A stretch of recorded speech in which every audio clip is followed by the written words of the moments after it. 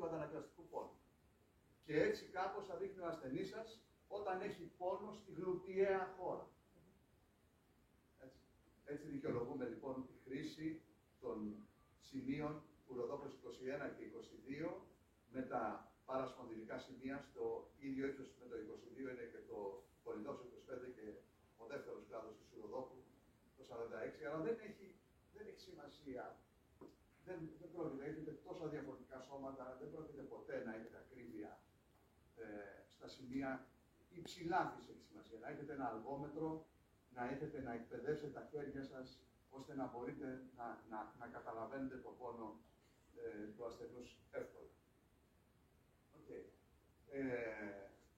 Τώρα, δύο κατηγορίες σημείων, περιοχικά και συστημικά. Όχι στο προσβεβλημένο μέρος ή στην περιοχή του μέγιστου πόνου, γιατί όταν το νεύρο είναι νευροπαθητικό δεν αντέχει τα σημεία, δεν αντέχει να του βάλετε πολλές βελόνες. Πολύ συχνά κάνουμε ετερόπνευρο βελονισμό, δηλαδή χρησιμοποιούμε, εάν έχουμε στοιχεία νευροπάθειας, που η νευροπάθεια μπορεί να έχει θετικά και αρνητικά σημεία κλινικά. Δηλαδή να έχεις υπερευαισθησία με αναισθησία. Στην ίδια περιοχή. Να έχεις αυτόματο πόνο, ενώ ο ασθενής δεν αισθάνεται καλά το ζεστό και το κρύο. Έτσι, αυτά είναι αντίθετα σημεία στον νευροπαθητικό πόνο, που οι γιατροί του πόνου δεν είναι εξοικειωμένοι με όλο αυτό. Ιδιαίτερης αξίας πάντα τα παρασπονδυλικά σημεία, τα οποία είναι μακριά από τον πόνο, και βέβαια πάντα ηλεκτροβελονισμός όταν μιλάμε για χρόνιο πόνο. Πώς θα βρούμε ένα πρωτόκολλο τώρα? Να υπενθυμίσουμε κάποιες κατηγορίες σημείων που είναι SOS, είναι πολύ σημαντικά. Το 23 ουροδόπος, το SU των νεφρών, μιλήσαμε χθες πολύ γι' αυτό, στο επίπεδο του όμικρον 2, όμικρον 3. Το ουροδόπος 33 στο ιερό, στο τρίτο ιερό τρίμα, και το 35 στο τελευταίο, που είναι το Ι4, Ι5. Το 6 σπλήν, ένα σημείο βελονισμού πολύ δημοφιλές στην γυναικολογία, που είναι ουσιαστικά η ένωση των δυο μεσημερινών γίνει τον κάτω άκρο. Τα sacral ζιαζί, ζιαζί τι συμβαίνει, τα σημεία που είναι σε μία γραμμή, σε μία ευθεία, που έχουν αυτή τη λογική, και οι Κινέζοι τα ονομάζουν τα τρίματα, τα 8 λιάο, που είναι τα 8 σημεία πάνω στα τρίματα, που τα βρίσκεις έτσι ψηλαφώντας βέβαια, γιατί δεν υπάρχει άλλος τρόπος.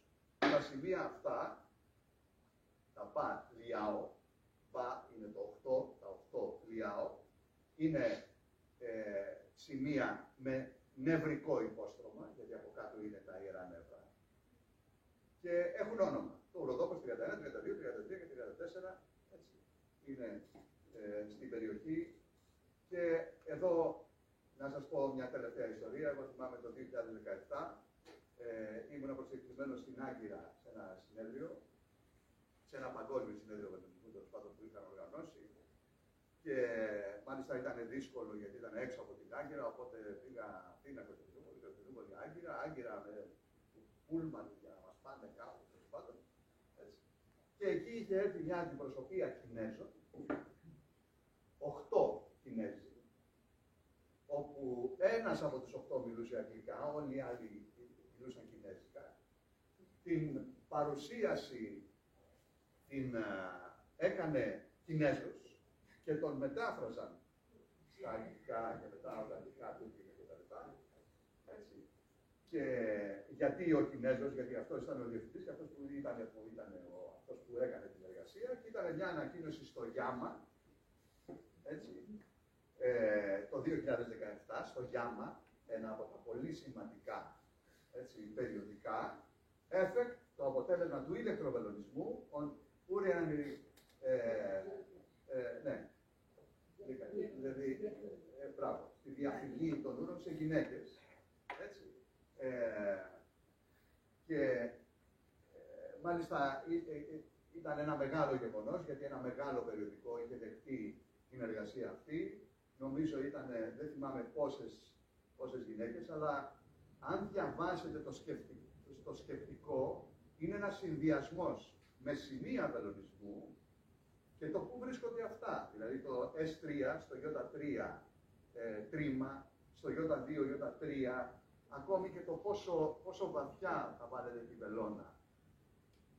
Άρα, αν ασχολείστε με αυτό, και μάλιστα είχε εντυπωσιακά αποτελέσματα όσον αφορά την ακράτεια στις γυναίκες αυτές. Και ποια είναι τα σημεία, χρησιμοποίησαν δύο κατηγορίες σημείων, τα πραγματικά και το SAM. Το SAM ήταν ένα λάθος σημείο, μακριά από την περιοχή. Βέβαια, δεν ξέρουμε πόσο SAM είναι, δηλαδή το πόσο αδικεί αυτό το είδος η έρευνα, το βελονισμό, γιατί ουσιαστικά και αυτή η περιοχή και αυτά τα σημεία έχουν δράσει. Καταρχήν τσιμπάς δερματικούς κλάδους, ιερών νεύρο. Έτσι δεν είναι. Άρα δεν είναι SAM. SAM θα ήταν αν δεν έκανες τίποτα. Αν ανέβαζε ένα αυτοκόλλητο. Αν έβαζε, ξέρω εγώ, κάτι που δεν είχε τσίμπημα. Εάν όμως βάλεις βελόνες εδώ, έτσι, τότε έχεις μια δράση. Τα κυριότερα σημεία όμως ήταν το ουροδόπος 33 και το ουροδόπος 35. Άρα 4 σημεία για την διαφυγή της ουροδόπου.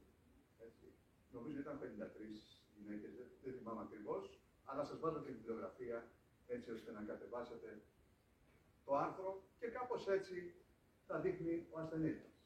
Δηλαδή, κάποια σημεία στο συμπαθητικό, που είναι θ12 μικρό 2, δηλαδή το 20 και 21 ουροδόπος αμφωτερόπλευρα, κάποια σημεία για το παρασυμπαθητικό και το ιερό πλέγμα, που θα είναι το ουροδόπος 30, 31, 32 ή 33 ή 35, δεν έχει σημασία, ανάλογα με το τι θέλετε και πού είναι ο πόνος, και κάποια σημεία στα κάτω άκρα, το 3, 4 και 5 νεφρός, που έχει δερματική νεύρωση Ι1, Ι2, άρα ταιριάζει με την παθολογία, και το ουροδόπος 40, που είναι ένα ενδομυϊκό σημείο, εντοβάθη, αυτά είναι επιφανειακά, αυτά είναι εντοβάθη, το ουροδόπος 40, που είναι στο γαστρocnemion. Οπότε έχετε ένα πρωτόκολλο απόλυτα δομημένο, που το έχετε βγάλει μόνοι σας, δηλαδή δεν το έχετε διαβάσει σε ένα βιβλίο, δεν το έχετε αντιγράψει. Ξέρετε, τα βιβλία με σημεία βελονισμού που τα αντιγράφεις λέγονται cookbooks. Είναι σαν να πάρεις μια συνταγή αλλού και να προσπαθείς να την κάνεις. Εμείς όμως δεν αντιγράψαμε τη συνταγή κανενός. Εμείς βρήκαμε την παθολογία, βρήκαμε τα νεύρα που σχετίζονται με την παθολογία και φτιάξαμε ένα πρωτόκολλο βελονισμού, στο οποίο βάλαμε τα σημεία που θεωρούμε τώρα ότι είναι σωστά. Το κάνετε 2-4 φορές. Και εμείς λέμε μέχρι τον έκτο βελονισμό πρέπει να μειώσουμε ένα 30 με 40% τον πόνο ή το σύμπτωμα του ασθενούς. Εάν αυτό έχει γίνει, η θεραπεία σας είναι απόλυτα επιτυχημένη, μην την αλλάξετε. Συνεχίστε, ίσως αραιώνοντάς τη λίγο, για 8, 10, 12 συνεδρίες βελονισμού, που είναι ένα πλήρες πρωτόκολλο. Εάν κάποιος στο 3ο, 4ο, 5ο βελονισμό δεν απαντάει, έτσι, μην περιμένετε άλλο, πρέπει να αλλάξετε το πρωτόκολλο ή να στραφείτε σε μία άλλη θεραπεία.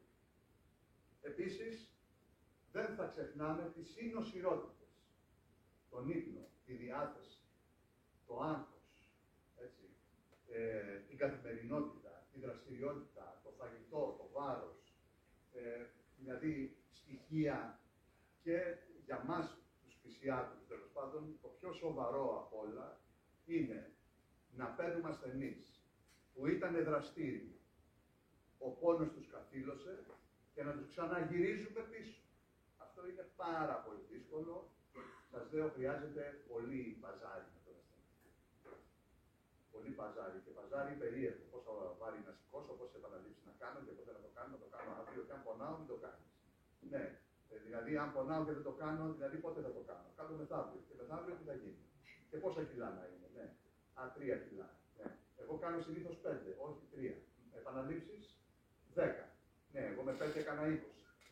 Δηλαδή και αρχίζει μια κουβέντα τώρα που είναι όντως ένα παζάρι, που είναι δύσκολο, θέλει χρόνο. Δυστυχώς ο ασθενής με έναν τέτοιο σύνδρομο, είναι ιδιοπαθές, και εδώ λέω για 6 μήνες τώρα, εδώ έχουμε ασθενείς που υποφέρουν χρόνια. Και λες ξανά τα ίδια και τα ίδια και τα ίδια, έτσι, τον αφήνεις δραστήριο και μετά έρχεται πίσω καθυλωμένος πάλι από τον πόνο. Ένα τέτοιο θα έχετε πάντα στο γραφείο σας για να δείτε περίπου την εύρωση των εσωτερικών οργάνων, γιατί εδώ στον σπλαχνικό ιδιοπαθή πόνο ασχολούμαστε με εσωτερικά οργάνα, δηλαδή με έντερο, με ορθό, με αιμορροειδικό πλέγμα, με γενετικά όργανα, με κίστη, έτσι, με όρχης, με προστάτη, άρα πρέπει να ξέρουμε την εύρωση των οργάνων αυτών. Επίσης, εάν κάποιος δεν θέλει πολλές βελόνες, και καλά δεν θέλει πολλές βελόνες για να μην γεμίσει τον ασθενή με βελόνες, δεν θέλει όμως και λίγες. Θέλει τόσο όσο. Να θυμάστε ότι στα σπλάχνα το λιγότερο που μπορείτε να κάνετε είναι 2 segments. Το λιγότερο. 2 segments. Δηλαδή, άσχετα αν ξέρετε την εύρωση ακριβώς, θα είναι θ12 όμικρον 1. Θα είναι όμικρον 1, όμικρον 2. Δηλαδή, θα τσιμπήσετε μια ευρύτερη περιοχή των παρασπονδυλικών σημείων. Καταλαβαίνετε ότι αυτά τα καραγκιόζάκια θα το σχεδιάσει εγώ σε κάποιες άλλες χρονιές που δίδασκα. Πάντα Ι2, γαστροκνήμιος, έτσι. Πάντα ουροδόπος της 60-62, δηλαδή Ι1, Ι2. Βλέπετε ότι εδώ το σημείο του γαστροκνημίου είναι το ουροδόπος 47. Πριν ήταν το ουροδόπος 40. Έτσι. Ναι. Το οποίο είναι, δηλαδή, ανάλογα με ποιους χάρτες θα αντιγράψετε, άλλοι αριθμοί θα εμφανιστούν μπροστά σας. Τέλος πάντων, αυτό είναι μια δυσκολία που πρέπει να λυθεί κάποια στιγμή στον βελονισμό. Και να σας πω ότι υπάρχει τώρα ένα μεγάλο project στα Στόπα, νομίζω λέγεται ΤΑΦΑ, όπου έχουν καλέσει από όλο τον κόσμο αυτός που είναι ειδικοί στον βελονισμό να πάρει ο καθένας από ένα σημείο και να το περιγράψει, έτσι ώστε να μπουν όλα σε μια βάση δεδομένων και να υπάρχει μια βάση δεδομένων online για τα σημεία βελονισμού, έτσι ώστε αν χρειάζεται κάτι να πείτε έτσι. Οπότε αυτές είναι οι τελευταίες προκλήσεις που είναι να φτιάξουμε μια ανατομία, μια μικροανατομία του βελονισμού προσαρμοσμένη στο σήμερα. Δηλαδή να ξέρουμε κάθε σημείο τι εύρωση έχει, τι ανατομικό υπόστρωμα έχει, σε τι βάθος βρίσκεται, ποια αρτηρία είναι από κάτω ή ποια φλέβα, ποιο νεύρο ερεθίζει, τέλος πάντων, και αυτό με το βιοετικό μοντέλο, αλλά και αντίστοιχες πληροφορίες ή παραδοσιακές. Ότι αυτό το σημείο κάνει σύμφωνα με την παραδοσιακή ιατρική αυτά τα στοιχεία, βρίσκεται στο πρωτεύοντα του κοινού του πνεύμονα, τόσες αποστάσεις από τον αγώνα, το βάθος είναι τόσο, έτσι ώστε να τα έχουμε όλα σε μία βάση δεδομένων και ο καθένας να πάρει ό,τι θέλει.